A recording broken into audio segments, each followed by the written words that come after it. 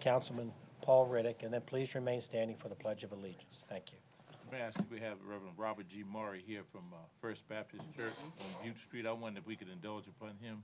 That would be fine if Reverend Murray would be willing to offer the prayer. Mr. Reddick, for because of you, I will do that. Let's bow our heads in prayer. Lord, we ask that you'll always bless us with your presence. We acknowledge you as the supreme God, the one who rules and reigns over this world and in our lives. Bless, dear Lord, this council as they deliberate and make decisions. And we ask, dear Lord, that they'll understand the words of the old prophet. Let justice roll down like waters and righteousness like a mighty stream. May they be just in all of their dealings, and certainly, dear God, righteous according to your ways. For this we asked in your name, and we said together, amen. Thank you, Reverend. I pledge allegiance to the flag of the United States of America and to the republic for which it stands, one nation, under God, indivisible, with liberty and justice for all. Thank you very much. Thank you again, Reverend. The clerk will please call the roll. Mr. Burford? Here. Mr. Protogiru? Aye. Mr. Riddick? Here. Mr. Smeagol? Dr. Whibley? Here. Ms. Williams? Here. Mr. Wynn? Here. Mr. Frame? Here, the motion is to dispense with the reading of the minutes of the previous meeting, please. Mr. Burford? Aye. Mr. Protogiru? Mr. Riddick? Aye. Mr. Smeagol? Aye. Dr. Whibley? Aye. Ms. Williams? Aye. Mr. Wynn? Aye. Mr. Frame?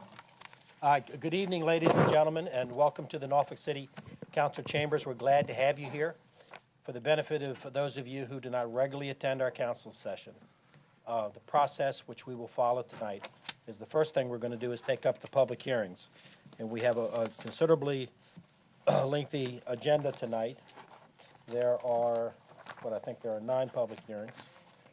And we'll take all of them in just the way they are numbered on the printed docket. At the conclusion of the public hearings, we'll move to the consent agenda. There are again a number of items there.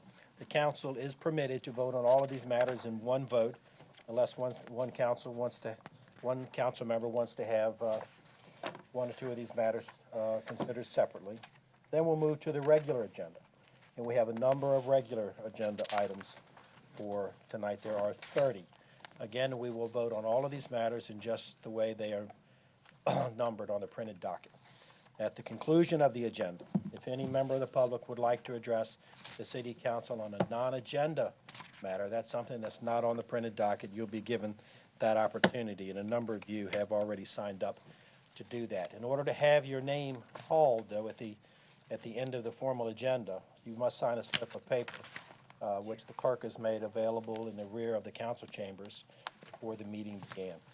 There are a number of folks who have signed up to speak to the council tonight. It looks like we're going to be here for a while, and that's fine with us.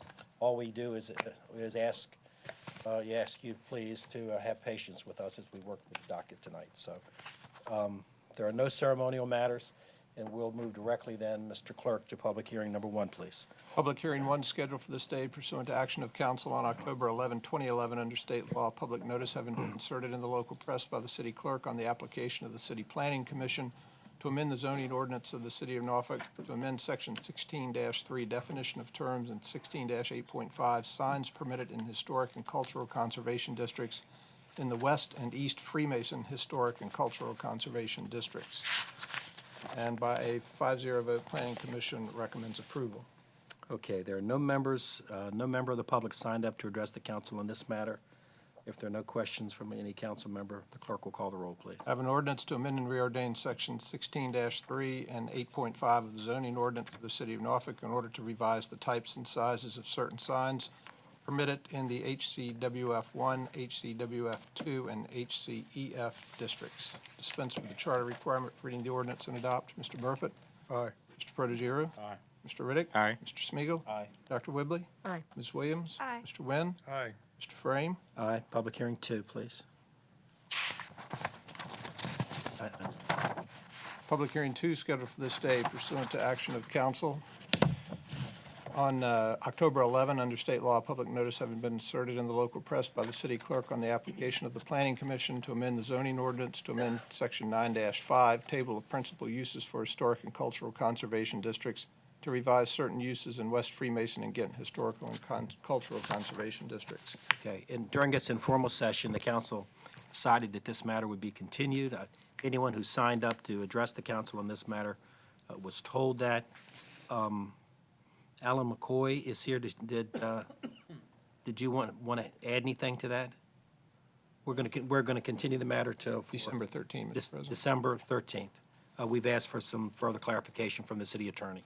That's all. Okay, then the motion is to continue to December the 13th. Mr. Burford? Aye. Mr. Protogiru? Aye. Mr. Riddick? Aye. Mr. Smigiel, Aye.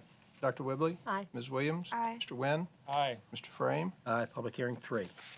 Public hearing 3 scheduled for this day pursuant to action of council on October 11, 2011, under state law. Public notice having been inserted in the local press by the city clerk on the application of the Planning Commission to amend the zoning ordinance of the city to amend Section 13-6.5 home occupations, to revise allowable home occupations and other regulations, and by 5-0 vote, Planning Commission recommends approval. Okay, there's no member of the public signed up to address the council on this matter. If there are no questions, the clerk will call the roll. I have an ordinance to amend and reorder Section 13-6.5 of the zoning ordinance of the city of Norfolk in order to adjust regulations pertaining to home occupations. Dispense with the charter requirement for reading the ordinance and adopt. Mr. Burford? Aye. Mr. Protogiru? Aye. Mr. Riddick? Aye. Mr. Smigiel, Aye. Dr. Whibley? Aye. Ms. Williams? Aye. Mr. Wynn? Aye. Mr. Frame? Aye, public hearing 4. Public hearing 4 scheduled for this day pursuant to action of council on October 25, 2011, under state law. Public notice having been inserted in the local press by the city clerk to hear comments on the conveyance of a gym lot to Bobby L. and Brittany R. Powell on property located at 834 Lexington Street. All right, again, no one has signed up to address the council on this matter. You can call the roll. I have an ordinance authorizing the conveyance to Bobby L. Powell and Brittany R. Powell of a certain parcel of property acquired by the city of Norfolk pursuant to Section 58.1-3970.1 of the Code of Virginia, 1950, as amended, and approving the terms and conditions of the conveyance agreement. Dispense with the charter requirement for reading the ordinance and adopt. Mr. Burford? Aye. Mr. Protogiru? Aye. Mr. Riddick? Aye. Mr. Smigiel, Just a quick question. Do we have a map of the city where all these gem lots are? Oh, I'm sure we do, Are we yes. keeping track of how many we're continuing to approve on this? Yes. Okay. I'm just wondering if there's any on some of the other parts of the city that we're not getting to. I know they're more common in some parts of the city than others, but just, Well, we can get you a complete roll of that. It's more than you want. It's a right. lot. I don't know. Just curious how many we're approving of these. Aye. Dr. Whibley? Aye. Ms. Williams? Aye. Mr. Wynn? Aye. Mr. Frame? Aye, public hearing 5. Public hearing 5 scheduled for this day pursuant to action of council on October 25, 2011, under state law. Public notice having been inserted in the local press by the city clerk to hear comments on the conveyance of a gym lot to Earl Drew Jr. on property located at 1017 St. Julian Avenue. Call the roll. And I have an ordinance authorizing the conveyance to Earl Drew Jr. of a certain parcel of property acquired by the city of Norfolk pursuant to Section 58.1-3970.1 of the Code of Virginia, 1950, as amended, and approving the terms and conditions of the conveyance agreement. Dispense with the charter requirement for reading the ordinance and adopt. Mr. Burford? Aye. Mr. Protogiru? Aye. Mr. Riddick? Aye. Mr. Smigiel, Aye. Dr. Whibley? Aye. Ms. Williams? Aye. Mr. Wynn? Aye. Mr. Frame? Aye, public hearing 6. Mr. President, there's a, introduce the item. Public hearing 6 is scheduled for this day pursuant to action of council on October 25, 2011. Under state law, public notice having been inserted in the local press by the city clerk on the application of the Planning Commission to recommend to amend the zoning ordinance of the city to eliminate the requirement for a certificate of appropriateness for demolition when public safety is involved and improvements that are not visible from the public right-of-way except for alleys. Okay, now there was a request to continue this matter. Yes, sir. Okay, December 13. December 13th. Yes, sir. No one has signed up to speak to the council on this matter, so the motion is to continue to 12:13, please. Mr. Burford? Aye. Mr. Protogiru? Aye. Mr. Riddick? Aye. Mr. Smigiel, Aye. Dr. Whibley? I appreciate Mr. Duke and our city attorney for working with us on that. I know this has been a long process, but one last look will be helpful to me. Thank you. I say aye. Ms. Williams? Aye. Mr. Wynn? Aye. Mr. Frame? All right, thank you. Public hearing 7, please. Public hearing 7 scheduled for this day pursuant to action of council on October 25, 2011, under state law. Public notice having been inserted in the local press by the city clerk on the application of Joseph Beck to amend the zoning ordinance of the city to amend Table 7-6, Tables of Principal Uses for Industrial Districts, to allow eating establishments and seafood processing seafood market as a permitted use in the I-3 General Industrial District, and by a 7-0 vote, Planning Commission recommends approval. Okay, you can call the roll, please.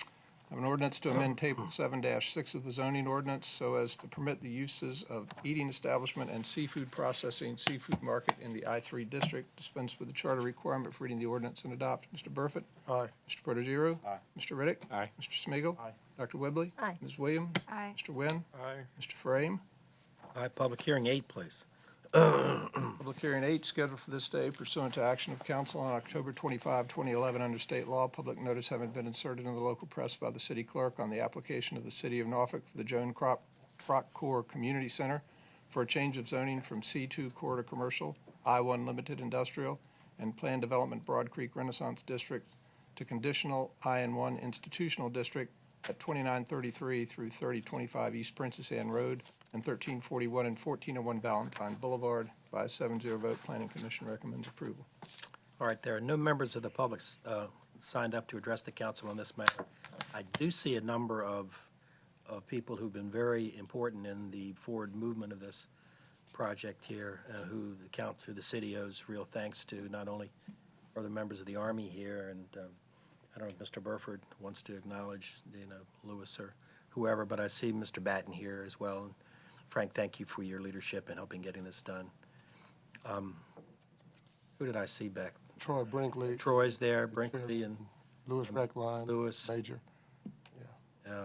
It's been a great effort, and we appreciate all you've done. This is a transformational project for us, and we certainly appreciate all the good work that's gone into it. So, Lewis, you've never been quiet before. We're glad to hear from you. You want to? Okay, all right. Okay, call a roll then. I have an ordinance to rezone properties located at 2933 to 3025 East Princess Anne Road and 1341 to 1401 Valentine Boulevard from C2 Core to Commercial, I-1 Limited Industrial, and Planned Development Broad Creek Renaissance to conditional IN1 Institutional. Dispense with the charter requirement for reading the ordinance and adopt. Mr. Burford? Aye. Mr. Protogiru? Aye. Mr. Riddick? Aye. Mr. Smigiel, Aye. Dr. Whibley? Aye. Ms. Williams? Aye. Mr. Wynn? Aye. Mr. Frame? Aye, and again, thank you very much. Thank you for coming down here as well this evening. Public hearing 9, please. Public hearing 9 scheduled for this day pursuant to action of council on October 25, 2011, under state law. Public notice having been inserted in the local press by the city clerk on the application of John Napier to A, amend the general plan of Norfolk 1992 to change the land use classification from medium-density residential to high-density residential. B, to amend the zoning ordinance to create the Water's Edge Apartments Residential Plan Development District. And C, for a change of zoning from C2 Core to Commercial District to PD-MUWE District on property located at 350 Campostella Road. And by a 4-1 vote, Planning Commission recommends approval. All right, we have a number of folks who have signed up to address the council on this matter, a number of whom are opponents. We also have several folks who have signed up who are proponents, a number of folks who have signed up as opponents to the matter. I'm going to call each of you, obviously, and when you come to the podium, if you'll identify yourself for the record by giving us your full name, your present home address, then we would like you to limit your remarks to 3 minutes. And when I call you, if you want to defer or if you want to yield to someone else, that would be perfectly fine. Looks like we have, maybe as many as 15 or 20 folks.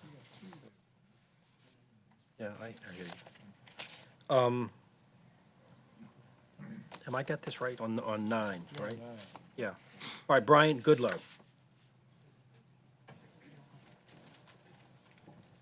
I'm here to answer any questions. All right, okay. How about John Napier?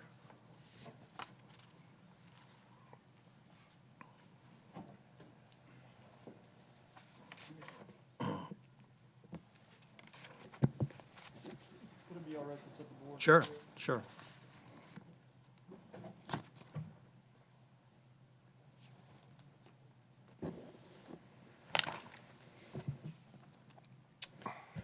Mr. Mayor, Mr. Vice Mayor, council members, thank you very much. My name is John Napier. I'm the applicant. My address is 3659 Foxwell Lane here in Norfolk, Virginia. I'm going to be brief, and then I'm going to leave some time to answer any questions that you all may have, if you have any questions for us at this time. We've spent quite a long time on this application, as I think many of you know, if not all of you know, and I want to mostly spend my time giving thanks where thanks is due and honor where honor is due, frankly. We brought the Campostella Bridge, the former Gideon Plaza site, in front of you all today. What we are proposing, we believe, is going to be a wonderful addition to the south side, a new gateway, and something to spark the redevelopment of the area. We've spent the last nearly year working with the neighborhood, the Campostella Heights neighborhood and the Southside Coalition to get where we are today. We have a letter of support from the Campostella Heights Civic League. We have a letter of support from the Southside Coalition. And we want to thank them very much for the immense help that they've been in not only engaging with us, hearing us out, but also helping us to make this a better project. We had seven separate meetings with them. They made a number of comments and suggestions. We've made over 12 different additions or revisions to this plan according to their comments. In their letter of support, they made specific suggestions to the architectural style, siding, coloring, which we've incorporated and proffered into this application. So they've been an immense help to us in making this plan a better plan, and we think the collaboration with them has gone incredibly well. So we want to thank them. I also want to thank the planning staff, the director, Frank Duke, and senior planner, Robert Tahan, have also worked with us very closely to bring this plan to where it is today and helped in this process immensely. Really, other than that, I would like to hear from you all. Obviously, we have a high-end mixed-use development here with a residential and a commercial serving component. We are taking a property that is currently zoned for a very high-impact commercial use, which could be done by right, and turning it into a brand-new mixed-use development, which would actually lessen quite a few of the impacts that would be there if we were to develop it by right.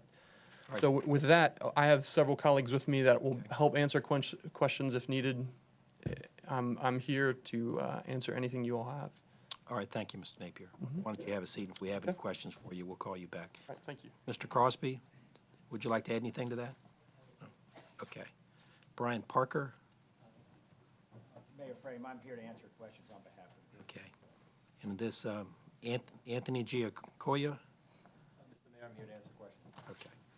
Okay. There is no one here signed up to address the council in opposition to R9. I got ahead of myself with R10. So, any questions from the council? What is your, I guess, Mr. Napier, I'll begin with you. What's your track record on construction? Have you constructed these types of developments before? Is it all right to come to the mic? Sure. Yeah. We've had several partnerships and several developments that we've been working on for a while. As far as an exact duplicate of this, no, I can't say that we have. What have you done in the past that we can guarantee that your product will be appropriate? You mean as far as the quality of the product? Is that your experience? Well, in the construction industry. I don't know you. I don't Okay. know who you are. I want to make sure that what you're showing us is something that's going to come into fruition. Your background in the construction industry, your background in these developments, your background in managing these developments. certainly. And alleviate my fears. Okay. Well, Mr. Wayne Crosby's here. I will let him answer the bulk of that. I would point you towards, right now, we're working with Old Dominion on the 43rd Street townhomes. If you've been on 43rd Street, we think those are turning out fantastically well. I mean, that's been a very successful project so far and continues to be. Mr. Crosby's been working with this project for the last 10 years, and Mr. Richard Hine, who was unable to attend tonight with us, has also built over 3,000 homes and done other master plan community developments. I'll let Mr. Crosby talk further. Yeah. Good evening. My name's Wayne Crosby. Thank you for your question. My background is I used to be the acquisitions person for Stephen Art Sandler for the last 7 or 8 years. And then about 2.5 years ago, Mr. Hine and myself teamed up. He used to be a partner with Lehman Brothers for 16, 17 years. So we formed our own new joint venture in this market, and we've closed about 9 transactions in this economy. And we're very blessed to do those kind of things. And we've bought hotels. 43rd Street is one that John mentioned. Campostel is one we also purchased. We're doing 3 or 4 projects in Virginia Beach. We're doing a project for a bank in Magnolia Green in Richmond, Virginia. We're doing a big project, 268 homes in called Liberty and Mobile, Alabama. So we've got a vast experience of doing deals. I've done over $500 million worth of land transactions. And who's going to manage it? We'll probably find someone in town that'll manage it. I mean, we're talking to 2 different firms right now about doing that. So once the construction is finished, which is what you all will do, you will turn it over to a management company, That's correct. but you would still retain the ownership interest in the That's farm. correct. And you're local. Yes, absolutely. In my ward. Actually, they live in my neighborhood. Yeah. Must be a fancy neighbor. Not that fancy. We love the neighborhood. We love the neighborhood. It says that it's going from, and maybe Frank or gentlemen, if you can answer it, it says it's going from medium-density residential to high-density residential. Frank, you know, I usually have I have always when we go up in density. Can you explain that? I understand going from commercial to residential. I get that, but tell me about this going from medium to high, because you know I have a problem when we're doing this. What you're looking at in that instance is the land use designation is shown in the general plan. The general plan calls for this in the future to be medium density. The current zoning is commercial. And what is being proposed is a higher density than would be allowed under the current general plan designation. And how much of the increase in density is it? Give me are we increasing it by 100%, 50%, ballpark of what it would be?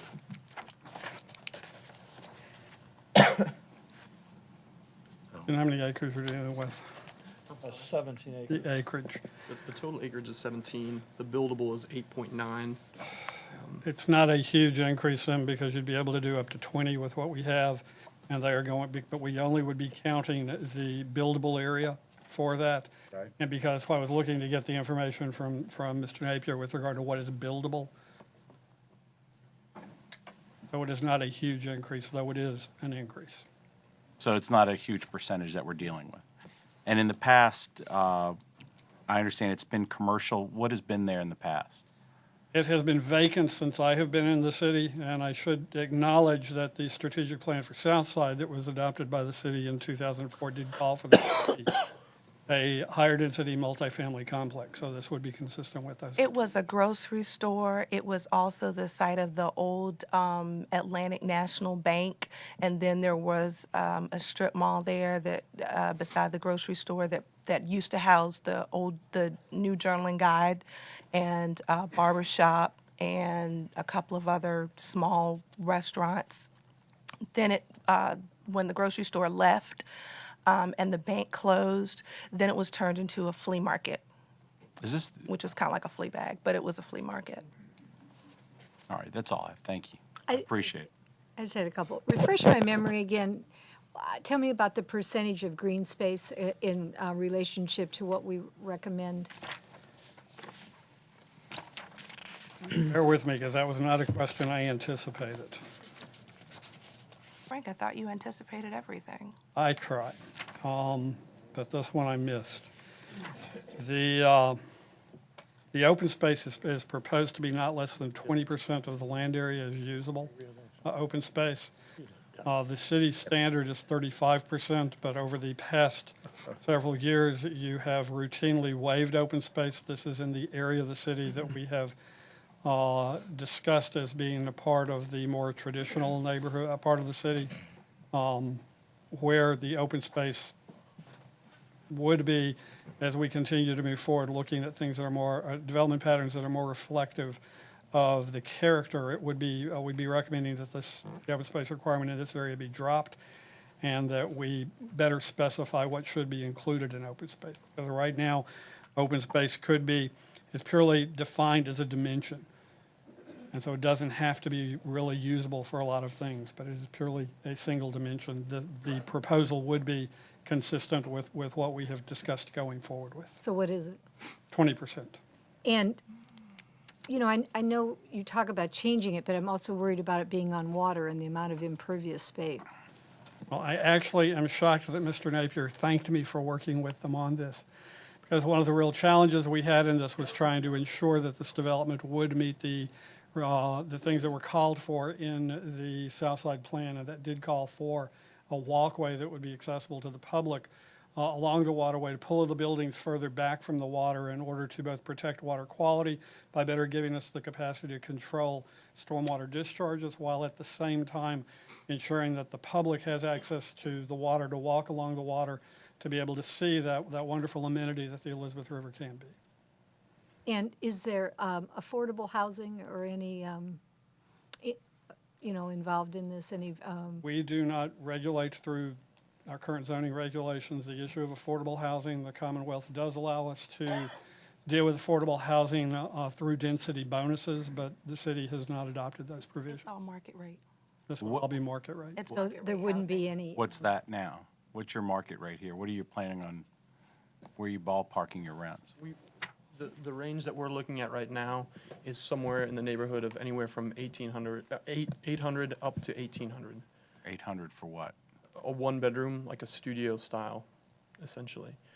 So this is market rate. We're looking at averages probably in the $1,200 to $1,300 a month range, which, if you did the math, equates essentially at today's interest rates to about a $250,000 to $300,000 home purchase. So these are market rate, and these are going to be higher end. So there wouldn't be any Section 8 allowable? We're not. No. See, I actually would be in favor of that. No, the neighborhood was not in favor of that. They were very, very adamant about not having any Section 8 housing in the meetings that. Well, right up against it are single-family homes. Exactly. There are single-family homes, Right. not right up against it, but a street over. One street over. Yeah. But the critical piece there is a high sensitive poverty trap, so you wouldn't want to add any more. You want to try to lift the medium income in those areas. Exactly. And so, Dispersal of poverty, mixing it. you already have enough, you're I'm just saying, okay, there. it's not my philosophy, but I understand what you're coming from. I have not been able to embrace this project. I think about the John, you can have a seat. project that we approved off of Raby Road, which was very, very high in density. Then I think about this having the same impact on Compostela Heights as the Highland Park project would have had on that community. One of the things that concerned me, and Frank, maybe you can tell me, is in this fragile real estate market that we're in, you're sitting right next to Compostela Heights, which is an African-American community where the real estate values don't really appreciate as quickly as some other communities. And you're going to put this particular project right there beside it. What impact do you think that might have if I'm not asking something out of Well, I'm not a real estate appraiser, so I can't give you anything other than what my background as real estate economics, studying real estate economics in college would suggest, and that would be new development generally does reinvestment in a neighborhood. It does generally help spur or stimulate other reinvestment in housing, which does stimulate the overall housing values, provided that the new housing is designed with the right extent of amenities, with the right amount of open space, and it is of the appropriate quality materials. And I think that was a big issue that the neighborhood had with asking for the commitments with regard to the design and materials, was to try to ensure that those things would occur. And with 246 units, what's the breakdown between 1, 2, 3 bedroom units? What I have are the percentages that the developer had indicated to me, and just applying those percentages to the number of units, it would be roughly 37 one-bedroom units, 160 two-bedroom units, and 49 three-bedroom units. So we very well could have 1,000 people living there. and 1,000 automobiles coming out of that one. You know, there's only one traffic light there unless somebody, you know, put another light there in the last few weeks. And you're talking about 1,000 vehicles coming in and out of that one particular stoplight.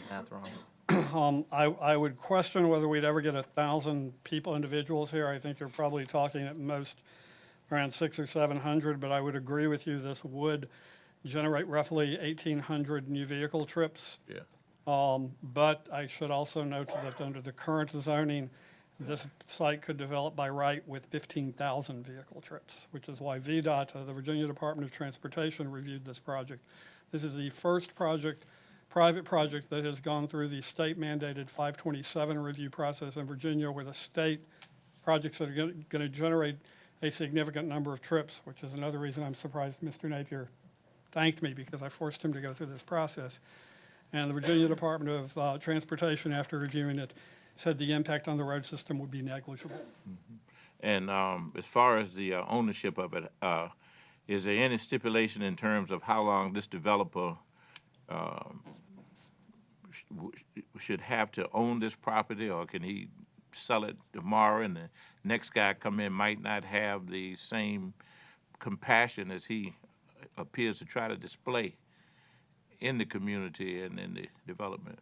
I don't have the authority to regulate the ownership of property, so people do have the right. So it's not in there? Property. I mean, no, sir, I have no way to regulate that. Okay, yeah. As I said earlier, I think about the Highland project, Highland Park project, and what the impact of those apartments would have had on that community, and how we were prudent enough to rethink our initial vote. I'm surprised that we don't have more people here from the Campostella Heights community, although the Civic League said that they supported it, but the Civic League, you're talking maybe 10 or 20 people as opposed to the entire community. And I just really believe that this will have a negative impact, although it looks pretty and nothing has been there for years. But I think that on that particular community, the traffic and the number of individuals there is going to do nothing but bring down the real estate value in Campostella Heights even further.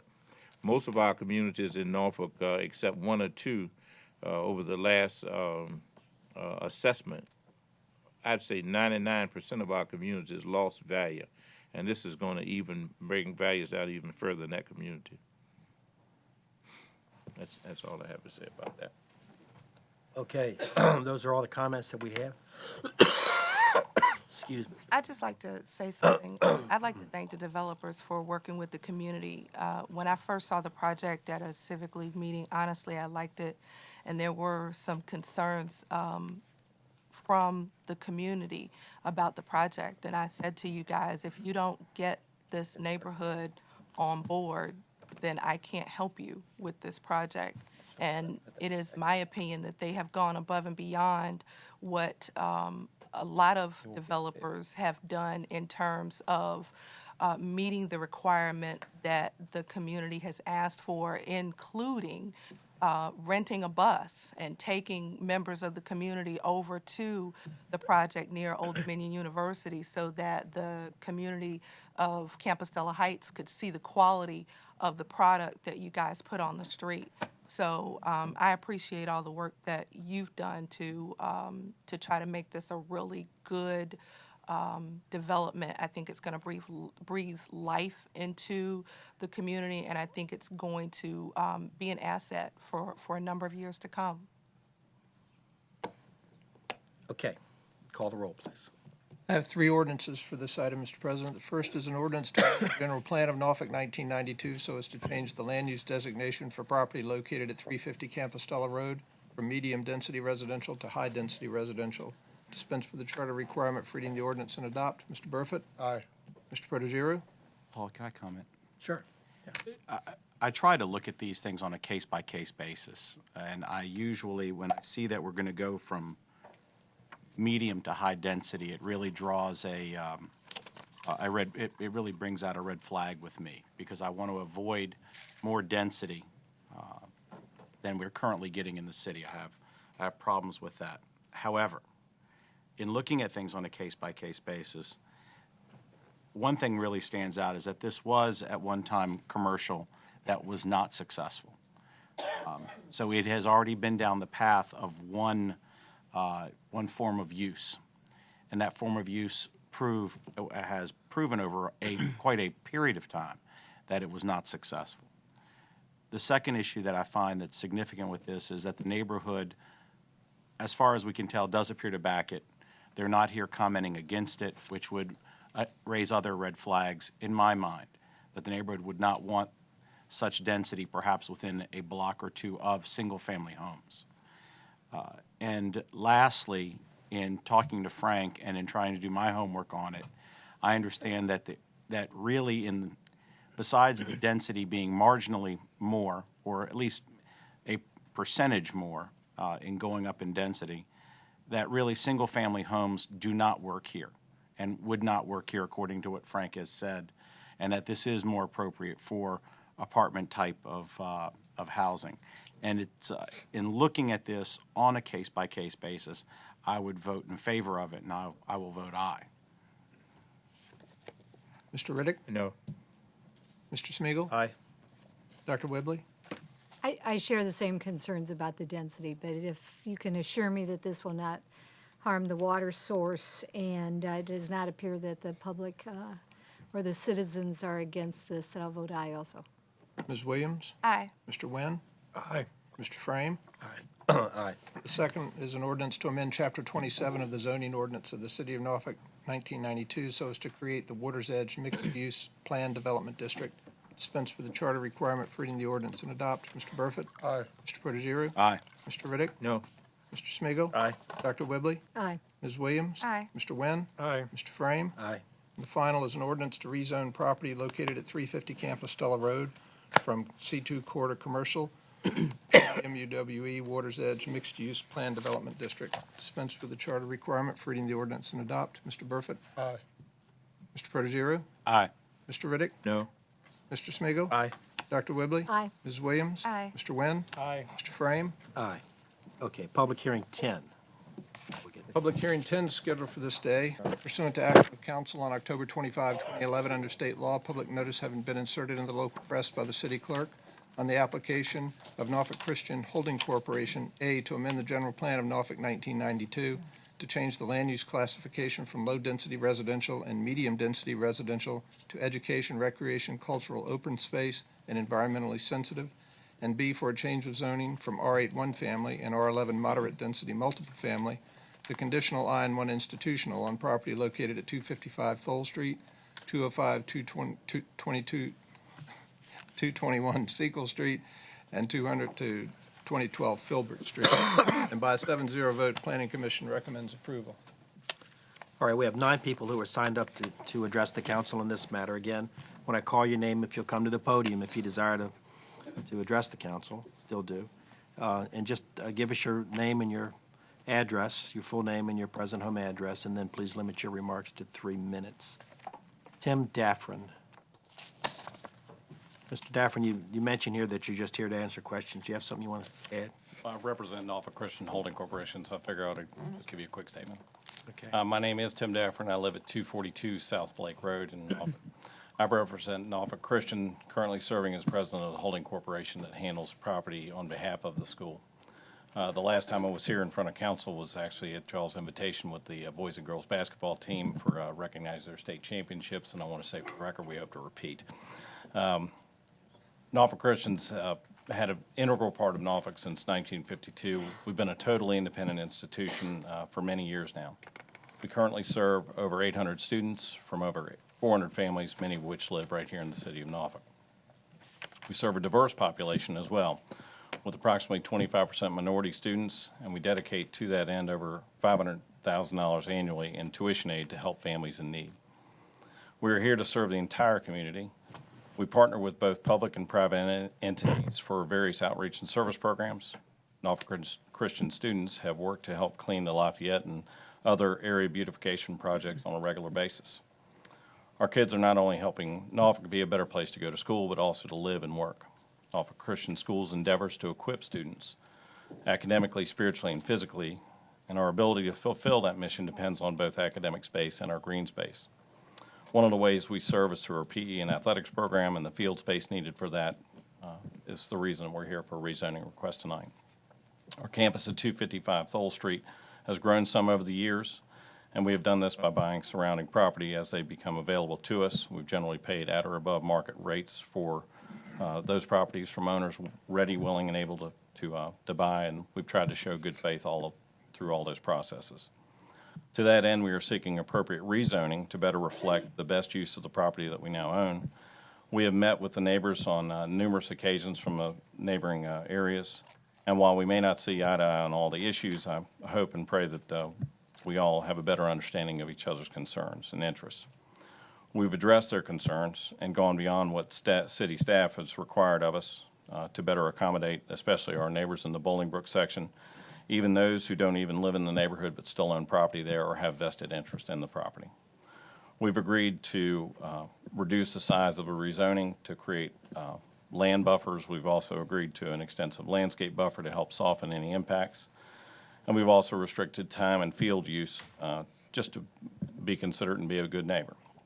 I believe Mr. Scott's actually going to present to council that there's some concerns over amplification for a stadium, which is not part of our rezoning request. I just want to make sure that Mr. Scott and I have already spoken. He knows where we stand, and I think the Sunday games is another concern, but as long as it's Norfolk Christian, I dare say we probably won't be having games on Sunday.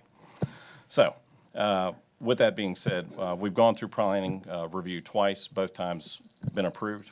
I'll be available for any questions. Thanks for your consideration. Thank you. Ada Blair? There she is.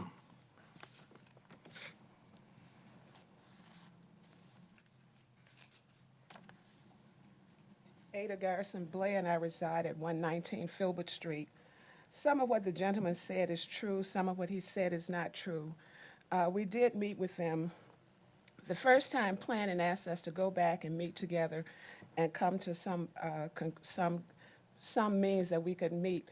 We did that. They came and they walked through the community, and we discussed things that we would agree upon only if they did those things.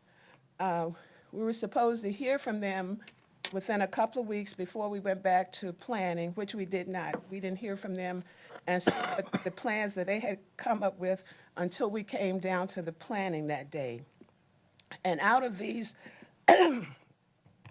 out of the decisions they had made, the only thing that they had actually done that we had agreed upon was to put a fence around some dumpsters that they had. We asked them to move a building some distance away from Filbert Street because it would be directly in front of some neighbor's house. They in turn said that they would move it 25 feet, and that is not what we agreed upon. And I wanted to go on record that I truly oppose this. And even though you may vote on it as council, I also think that Mr. Wynn should accuse himself because he's one of the main reasons that we're in this situation now. Thank you. Frank Batten Jr., please. Expand their gym. You're on the other side of the road, Barkley. I'm going to bring that up. I'm Frank Batten Jr., live at 7438 Flicker Point in Norfolk. I just want to briefly say that I have two boys at Norfolk Christian. They've been there since pre-K. One's in 11th and the other's in 8th grade. And the older one is a football player. And the school's been a great influence on my kids. And this rezoning would really help the football team and the whole athletic program. Thank you. Thank you. J.T. Holmes. There is multi-purpose field. Here's the athletic building. That's what it is, yeah. Good evening, Mayor, Vice Mayor, council members. My name is J.T. Holmes. I'm the property owner of 214 Filbert. I just wanted to come here tonight to, many of you may not know the history of Bolingbrook. Bolingbrook is a small two-street African-American neighborhood. It's been there since 1894, I believe. And the school says they've been there since 1952. There's a particular reason why they were there in 1952, but that's another issue to itself. The school has not shown good faith in dealing with the community. They may come here and tell you they met with the community on numerous times. That is not the fact. The community has not opposed every step that the school had wanted to make. We, in fact, endorsed one of the programs. They wanted to put an athletic field out near Thole Street, which is a very highly traveled area. But they don't tell you that they want to commercialize, or what they call institutionalize, property around existing R8 single-family housing to make it into what they call multi-purpose fields. Multi-purpose is really not identifiable to anyone but them. They want to practice on it until the sun goes down in the summertime. And in fact, they want to have property 5 feet from my back door of my property changed to a point where they can practice football or soccer or whatever it is they need to do on it all times up until the sun goes down. They have sliced and carved this community up into pieces to try over the years to make this community go away. The community is one which has developed teachers, lawyers, doctors, but yet and still, they say they are good neighbors. They want to be good neighbors. We have tried on numerous occasions to sit down with them to get a consensus that everyone that could agree upon. And they basically make promises, and they never deliver. They're talking about friendly environmental sections. I don't know what environmental studies have been done when you put a playground, a multi-purpose field 5 feet from a back door. And I would like to go on record saying I oppose it. I wish the council would take more time on this particular item, not rush it through. I know the Planning Commission made it a 7-0 vote, but prior to that, the vote was 0-7 against them. And they made certain concessions, but those concessions are basically hollow based on their past practice and experience. Thank you very much. Thank you, Mr. Holmes. Rick Nickel. I'm here in favor, but I don't have anything to add. Okay, thank you. Thank you. Louise Wright. I don't have anything to add, but I do oppose it. Okay. All right, thank you. Joseph Scott.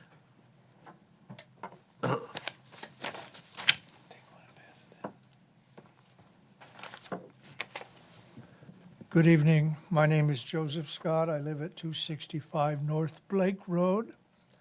Very happy that I finally got here on the right day.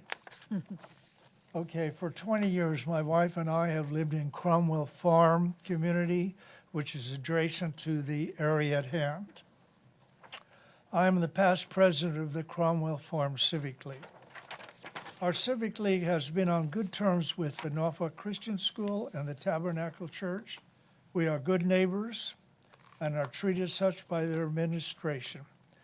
As an aside, two of our residents are members or faculty on the lower school and the former principal of the high school. Many of our members are residents of the Tabernacle Church, and in fact, our Civic League meets at the church. With that background, I would like to address the conditions the Planning Commission listed on their zoning amendments. That was page 3. During my recent term as president of the Cromwell Farm Civic League, I've been made aware of the sound levels emanating from both the lower and upper schools. This is particularly true on warm days because our neighborhood is separated from the area in question by both water and a few trees. However, we find this sound level to be normal for a school's operation and therefore have chosen to accept it because of the benefits of the two schools offer to us in the community.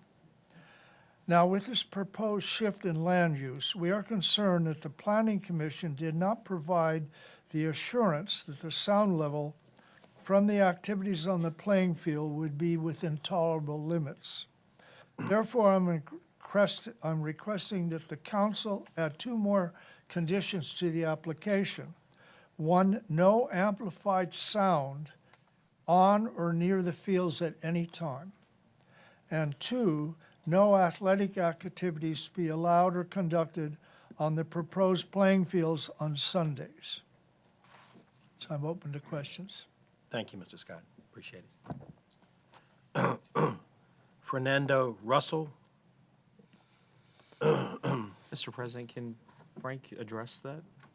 Can we have Frank? Well, I think it would be up to the applicant to make those proffers. Okay.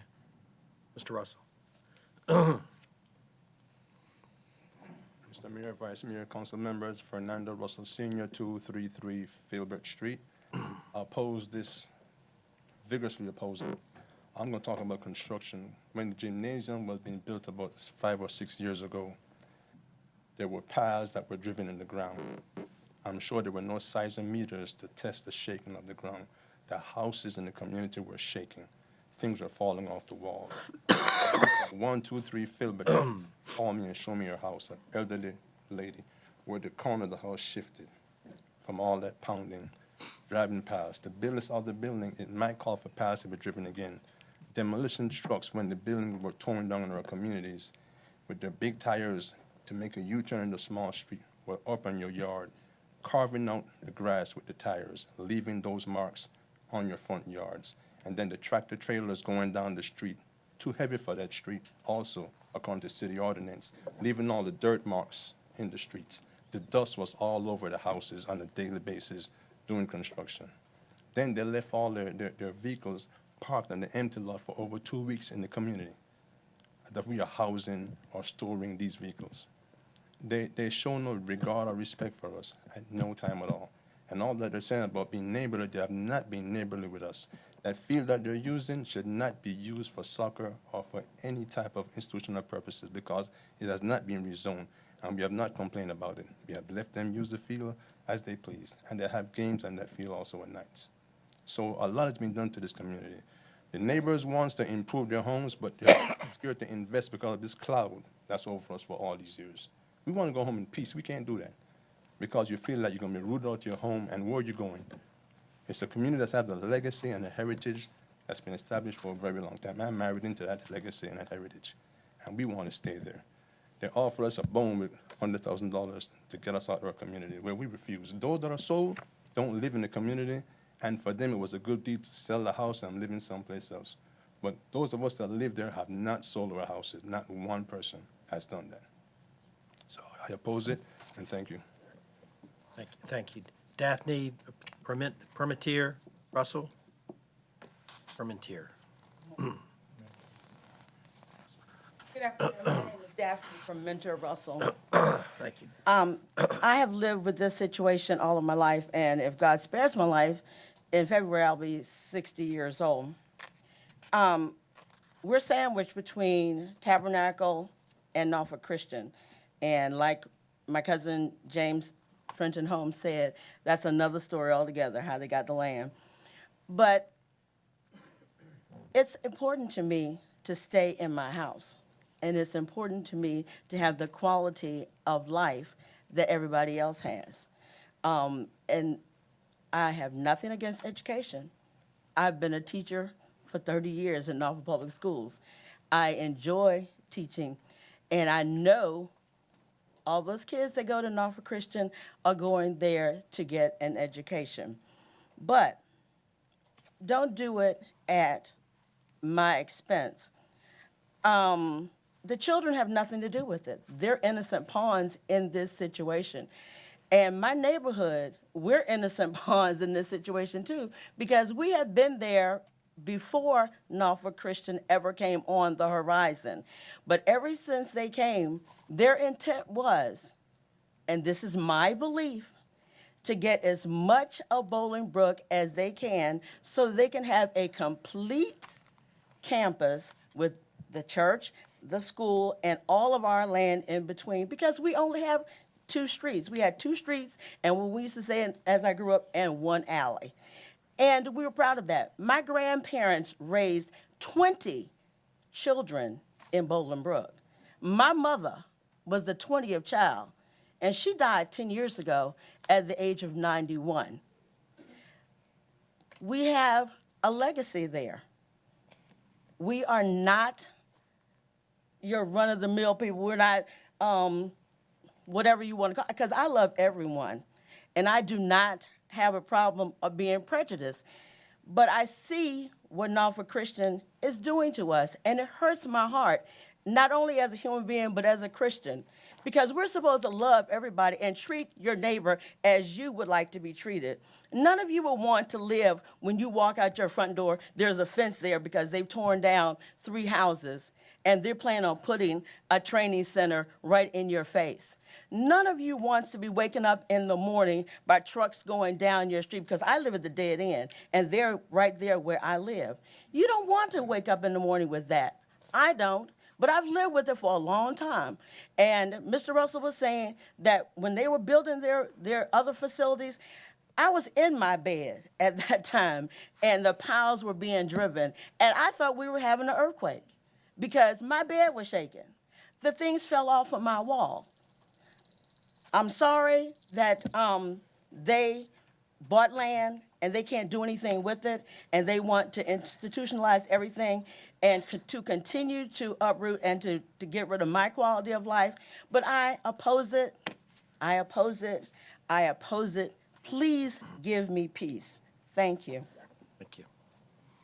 Okay, that concludes the list of folks who have signed up to address the council on this matter. Are there any comments? I'd like to ask one question. There are not lights on that field, or never proposed to be lights, is that right? No, sir. There are not, right? No, sir, they're not. It's not, I mean, that, somebody was talking about playing at night. I didn't quite understand that. No, thank you, Mr. Holmes. Thanks, okay. Okay, do you have something, Mr. Riddick? I guess I can say that I've been going to Bolingbrook, or what's left of it, for at least 55 years. And I think about Bolingbrook, Titustown, and Lambert's Point.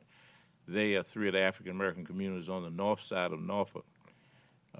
Lambert's Point was engulfed by Old Dominion University. Lambert's Point was a upwardly mobile, middle-class African-American community.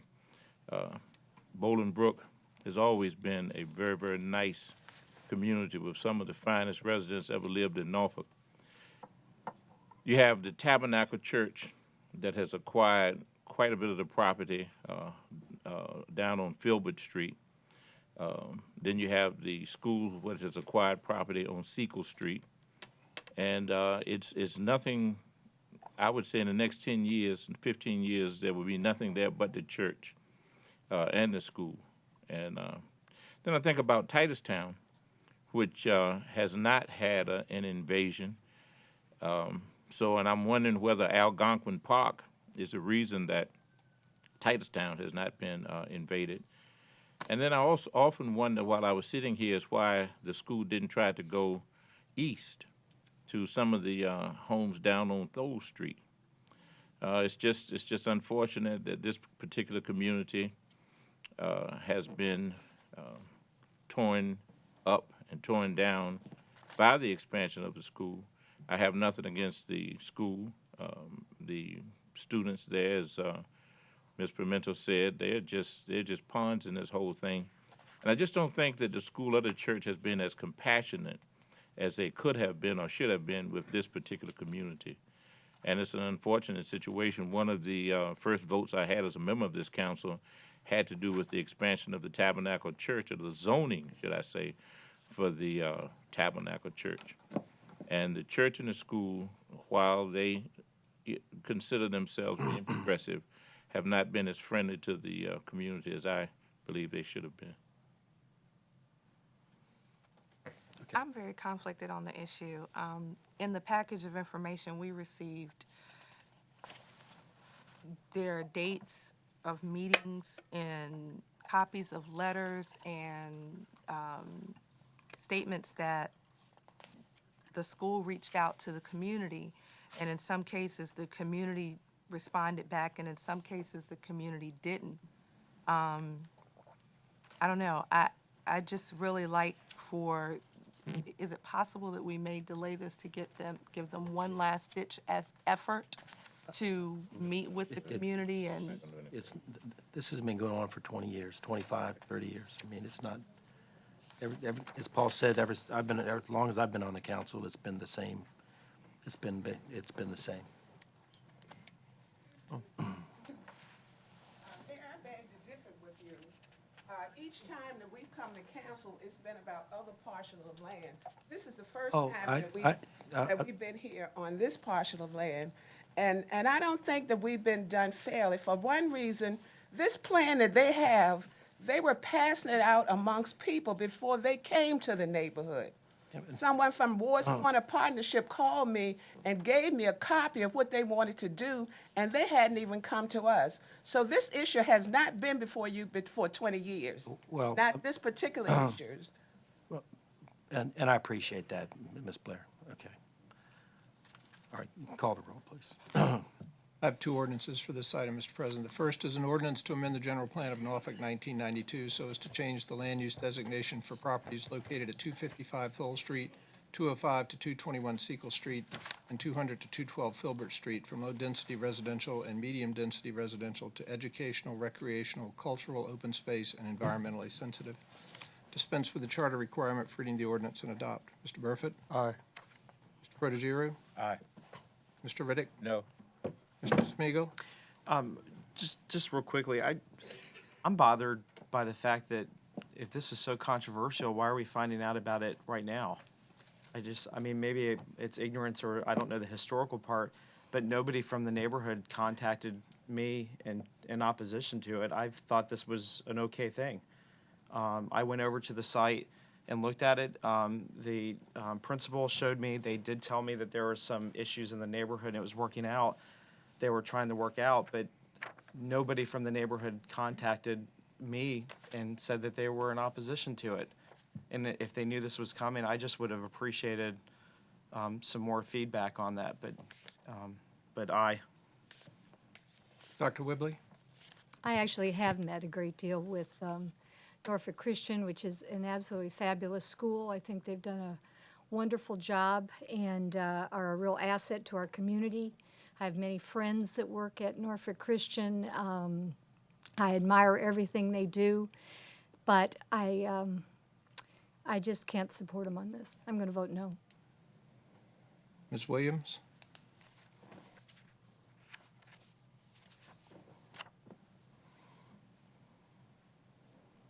No. Mr. Nguyen? I just want to say two things. Just for the record, I guess Ms. Blair, when she said I should recuse myself, I assume she means because my company, Wynn Nursery, owned that land and sold it to Tabernacle Church in 1992 or 3 or whatever. It's almost 20 years ago. We haven't been there for since 1995, I think. So for the record, I guess that's what she's talking about. I don't have any dealings. I'm really torn also.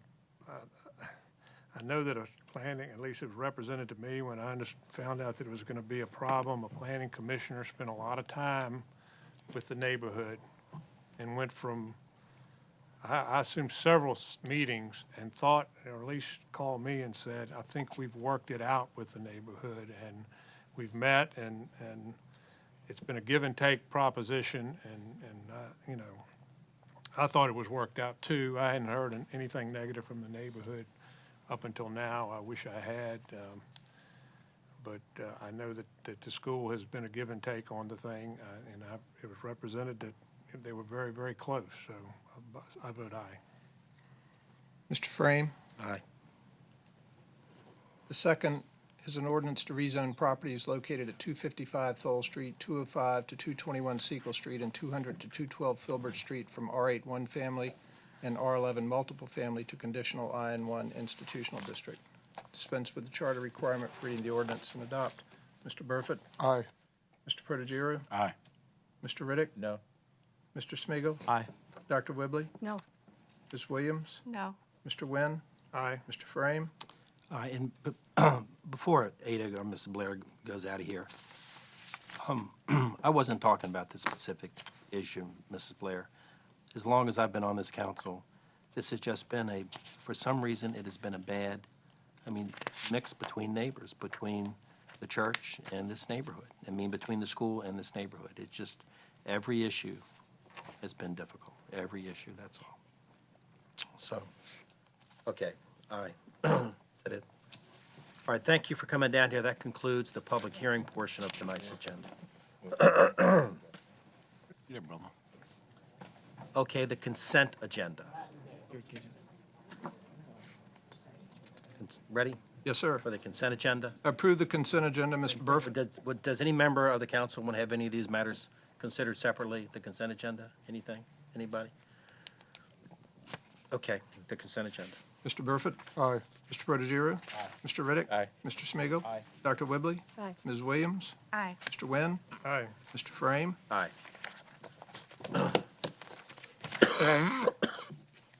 Okay. R1. R1 is an ordinance accepting with appreciation the donation of $69,616 to the city from Downtown Norfolk Council and appropriating and authorizing the expenditure of the funds to renovate the Granby Street tree pit surfaces in the 100 to 400 blocks to enhance safety and appearance. Dispense with the charter requirement for reading the ordinance and adopt. Mr. Burford. Aye. Mr. Protogiru. Aye. Mr. Riddick. Aye. Mr. Smigiel. Aye. Dr. Whibley. I would just like to say this has gone on for 2 years to determine the right materials for these tree pits. So when you go down this street, I want everybody to look down at the trees, because I'm telling you, this has been a labor of love. I credit the Downtown Council on this one. Aye. Ms. Williams. Aye. Mr. Wynn. Aye. Mr. Frame. Aye. R2. An ordinance approving the terms of a right of entry agreement with Virginia Port Authority relative to certain vacant property located at 100 to 120 East Main Street in the city of Norfolk. Dispense with the charter requirement for reading the ordinance and adopt. Mr. Burford. Aye. Mr. Protogiru. Aye. Mr. Riddick. Aye. Mr. Smigiel. Aye. Dr. Whibley. Aye. Ms. Williams. Aye. Mr. Wynn. Aye. Mr. Frame. Aye. R3. A resolution approving and adopting the Southside Hampton Roads Hazard Mitigation Plan to reduce damages and save lives in the event of a natural disaster in the region. Adopt the resolution. Mr. Burford. Aye. Mr. Protogiru. Aye. Mr. Riddick. Although we didn't have a presentation, I believe that it's going to be effective. I vote aye. Mr. Smigiel. Aye. Dr. Whibley. Aye. Ms. Williams. Aye. Mr. Wynn. Aye. Mr. Frame. Aye. R4. An ordinance approving a right of entry agreement with Downtown Norfolk Development Corporation, trading as Downtown Norfolk Council, for the location of an interactive holiday train exhibit in the Selden Arcade. Dispense with the charter requirement for reading the ordinance and adopt. Mr. Burford. Aye. Mr. Protogiru. Aye. Mr. Riddick. Aye. Mr. Smigiel. Aye. Dr. Whibley. Aye. Ms. Williams. Aye. Mr. Wynn. Aye. Mr. Frame. Aye. R5. An ordinance accepting a grant award in the amount of $1,073,748 from the United States Department of Justice, Office of Community-Oriented Policing Services for the COPS hiring program, appropriating the funds, authorizing the city manager to employ 6 persons in a special project status in the Department of Police, and authorizing the expenditure of the funds for the salary and benefits of the created positions for 36 months to enhance law enforcement activities. Dispense with the charter requirement for reading the ordinance and adopt. Mr. Burford. Aye. Mr. Protogiru. Aye. Mr. Riddick. I vote aye, and I just wonder, 36 months from now, Mr. Manager, do you think we'll be able to incorporate these officers into? Yes, sir. Good. I think we always have. Yeah, the cops ahead with administration. Mr. Smigiel. Aye. Dr. Whibley. Aye. Ms. Williams. Aye. Mr. Wynn. Aye. Mr. Frame. Aye. R6.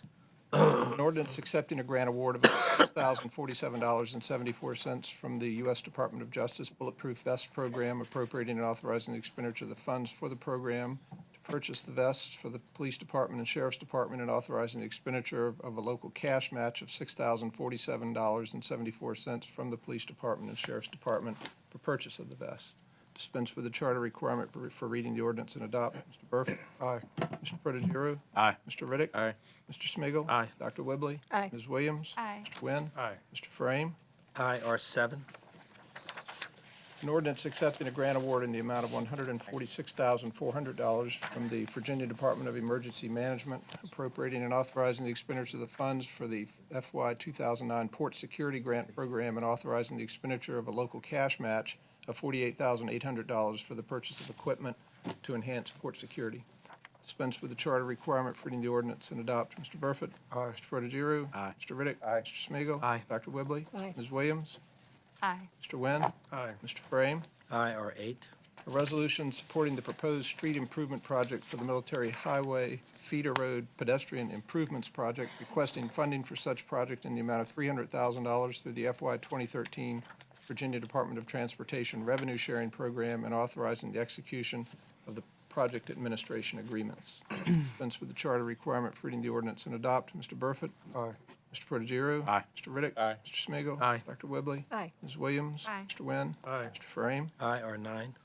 A resolution supporting the proposed street improvement project for the Killam Avenue Pedestrian and Bicycle Improvements Project, requesting funding for such project in the amount of $200,000 through the FY 2013 VDOT Revenue Sharing Program, and authorizing the execution of the project administration agreements. It's pedestrian and bicycle improvements. My goodness, okay.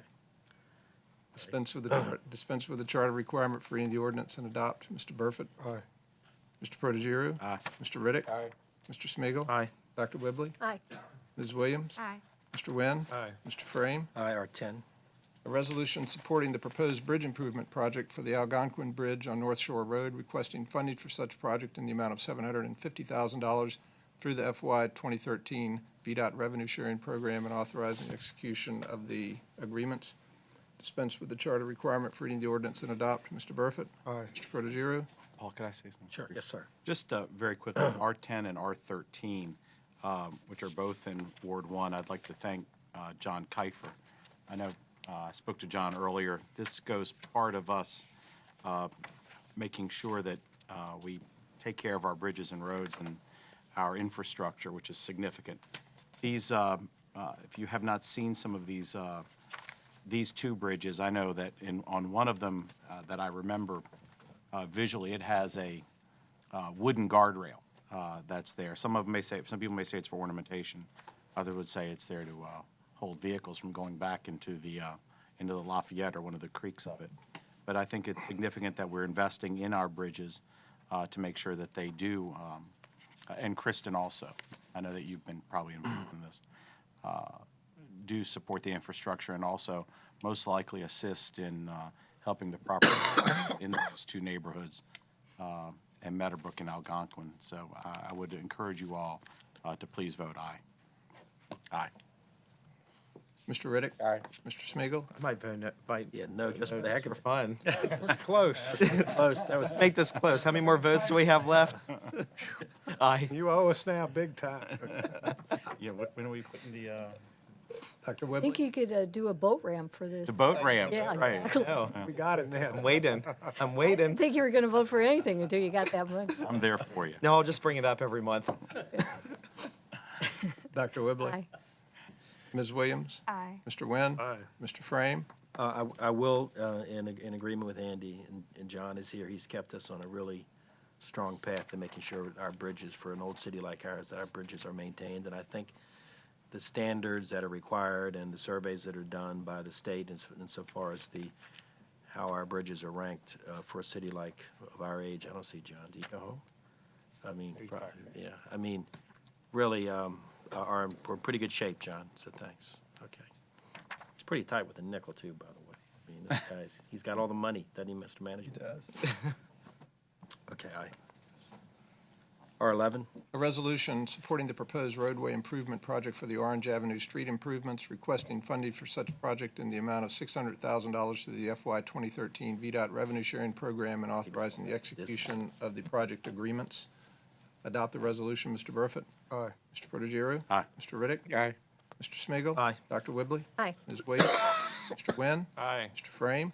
aye. R12, A resolution supporting the proposed culvert improvement project for the Kimball Terrace Culvert Replacement Phase 2 project, requesting funding for such project in the amount of $350,000 through the FY 2013 VDOT Revenue Sharing Program, and authorizing the execution of the project agreements.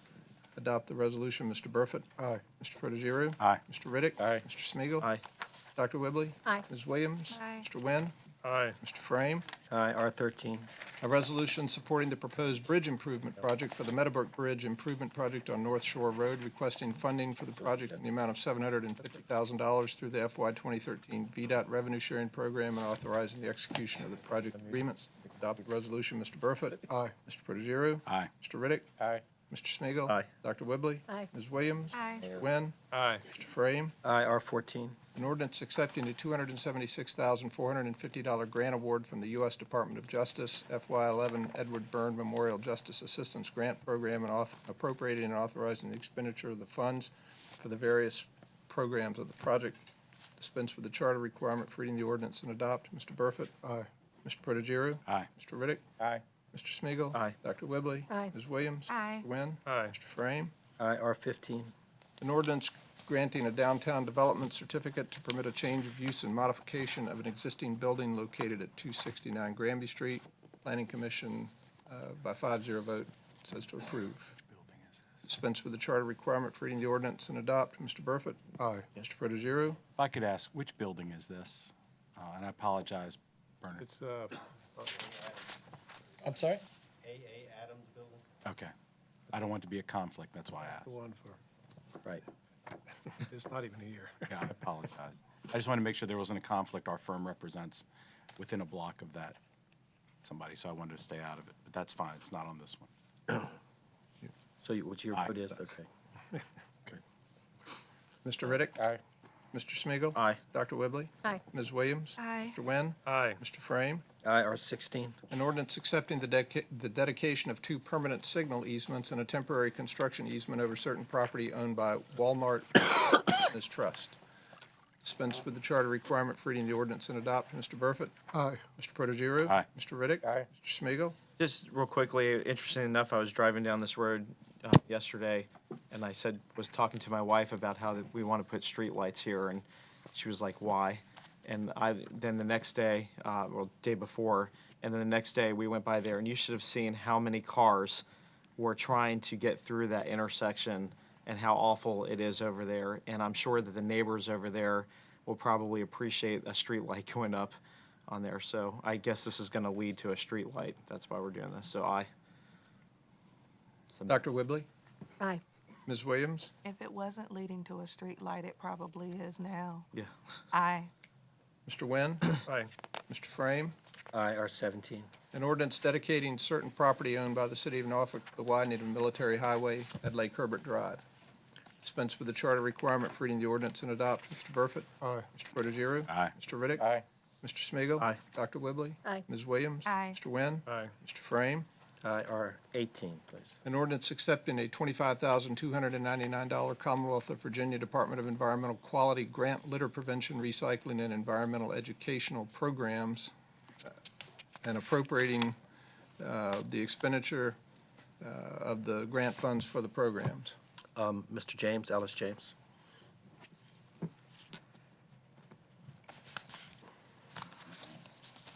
Thank you, Mr. Mayor, members of the council, Mr. Jones. My name is Ellis W. James. I reside at 2021 Ken Lake Place here in our city.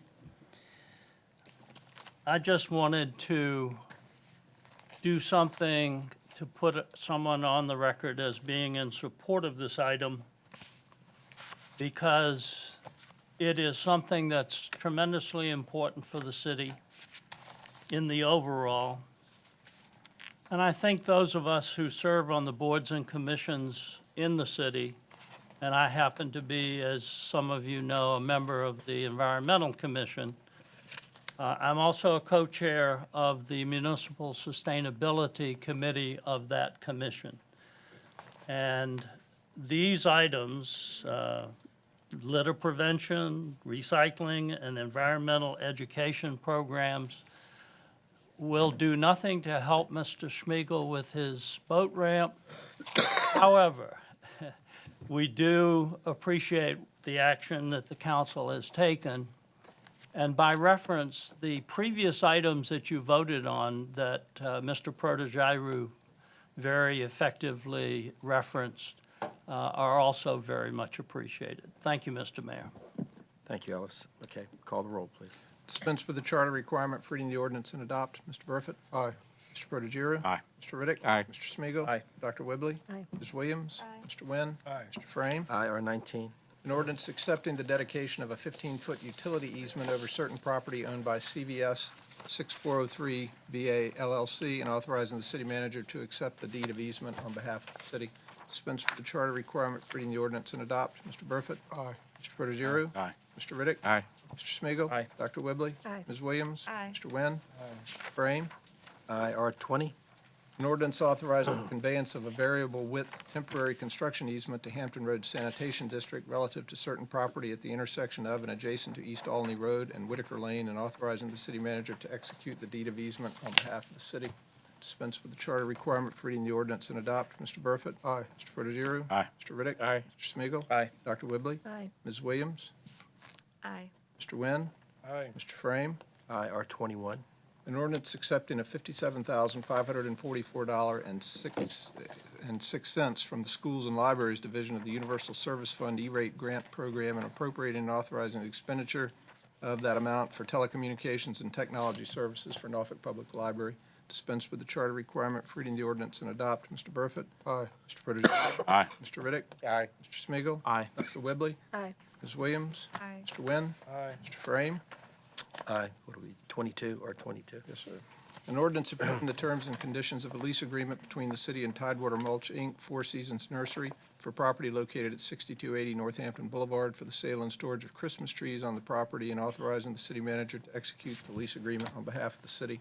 Dispense with the charter requirement for reading the ordinance and adopt. Mr. Burford? Aye. Mr. Protogiru? Aye. Mr. Riddick? Aye. Mr. Smigiel, Aye. Dr. Whibley? Aye. Ms. Williams? Aye. Mr. Wynn? Aye. Mr. Frame? Aye, R23. Take your time. You need some water? Got some. A resolution approving the exercise by the Economic Development Authority of the City of Norfolk of powers conferred by the Industrial Development and Revenue Bond Act and ordinances 26-565, 27-524, and 4357 of the City of Norfolk, in conjunction with the issuance for the Bon Secours Health System, Inc., a Maryland non-stock, nonprofit membership corporation, and Bon Secours DePaul Medical Center, Inc., and Mary Immaculate Hospital, Incorporated, each a Virginia non-stock corporation, of not to exceed $80 million of the authority's Revenue Bond Series 2011 in order to, 1, pay or reimburse Bon Secours DePaul Medical Center, Inc. for the costs of acquiring, constructing, equipping, expanding, enlarging, and improving its acute care hospital facilities.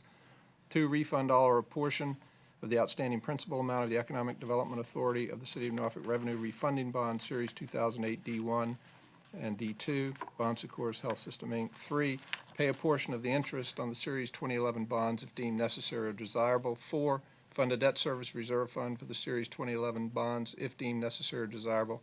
And 5, pay certain costs incurred in connection with the issuance of Series 2011 bonds and the refunding of the Series 2008 D bonds. All right, Mr. Nussbaum is here to answer questions if anyone has any. Well, we didn't get presented on this.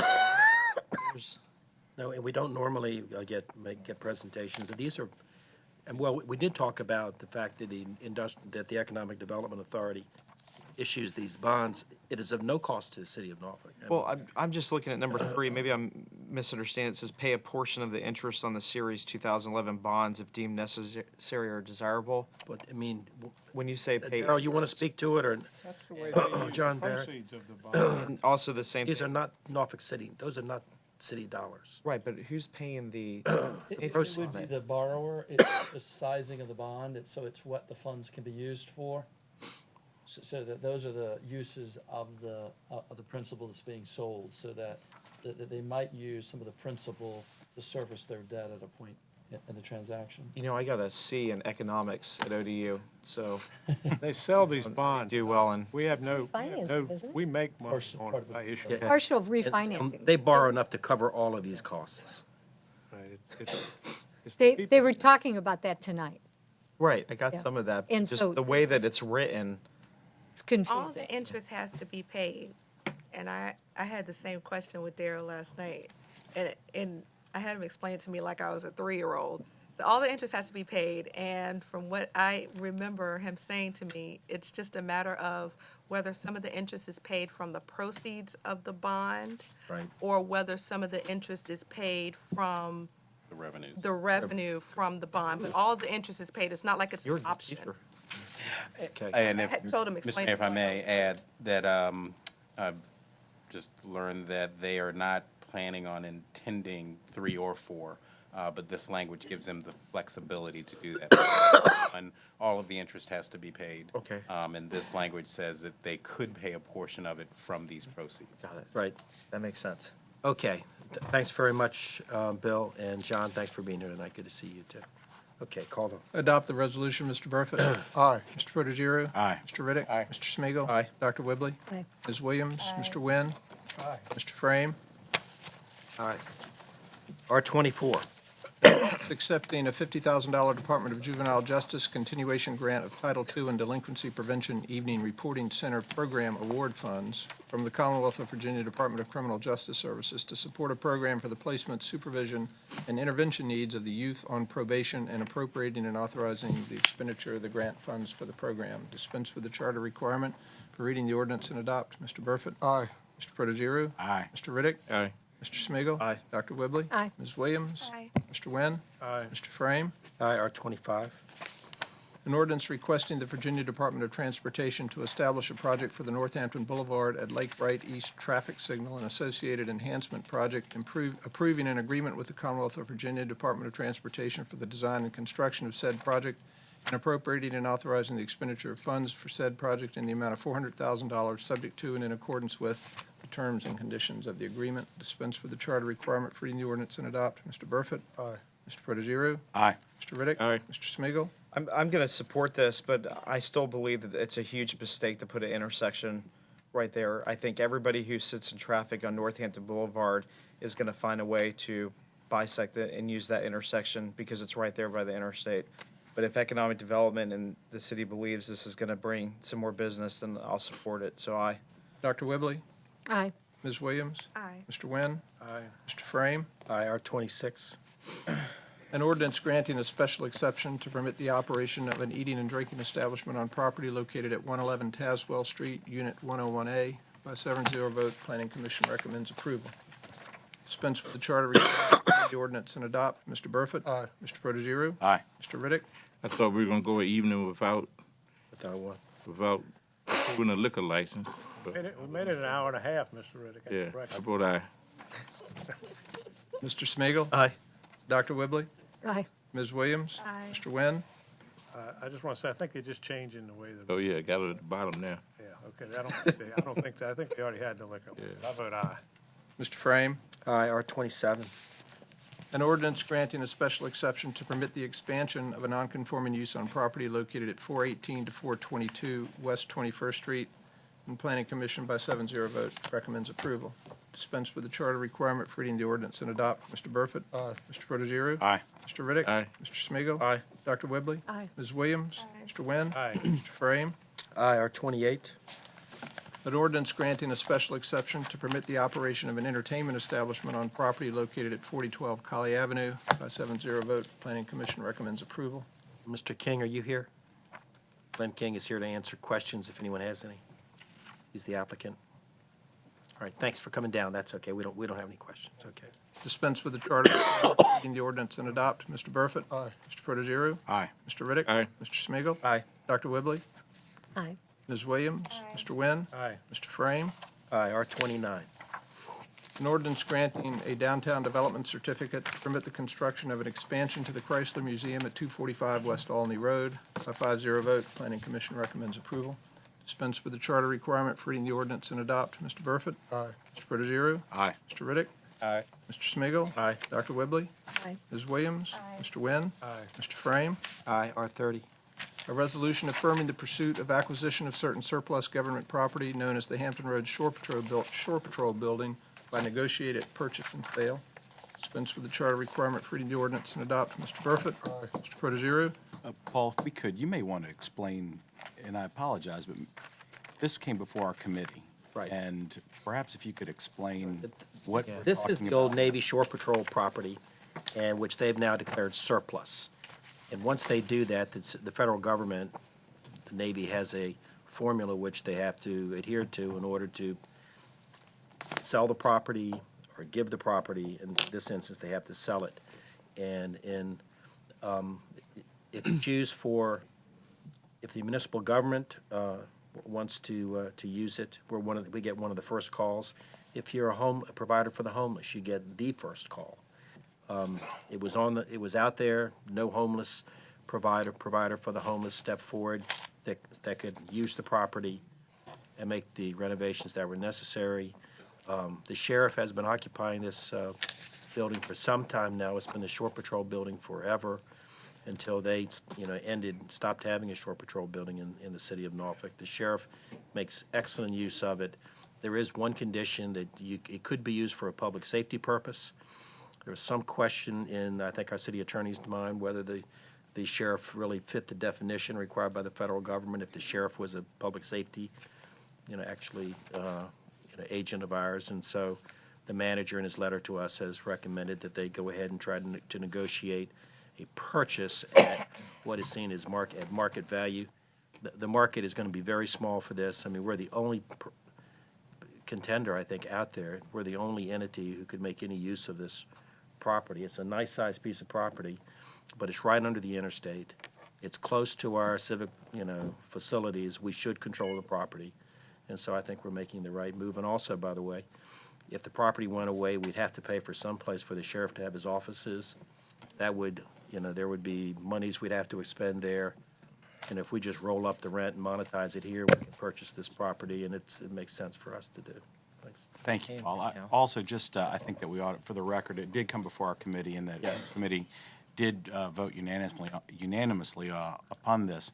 And keeping in mind also, it is basically in the center of our civic municipal complex. I believe it is over an acre or just about an acre. So it is a sizable piece of property that really has no other market except for our present governmental use. The idea of our purchase of this is, I believe, prudent of our funds to do so, and I vote aye. Mr. Riddick? Aye. Mr. Smigiel? Aye. Dr. Whibley? Aye. Ms. Williams? Aye. Mr. Wynn? Aye. Mr. Frame? Aye. I do have one additional item, Mr. President. We've covered a lot of ground tonight. Okay. Go ahead. And that is a letter from the city auditor requesting confirmation of the appointment of Mr. Timothy Haycox as deputy city auditor effective December 1, 2011. And the motion is to confirm the appointment. Mr. Burford? Aye. Mr. Protogiru? Aye. Mr. Riddick? Aye. Mr. Smigiel, Aye. Dr. Whibley? Aye. Ms. Williams? Aye. Mr. Wynn? Aye. Mr. Frame? Aye. That's all I have, Mr. President. Okay, like I said, we have covered a lot of ground tonight, and we will conclude the formal portion of tonight's agenda.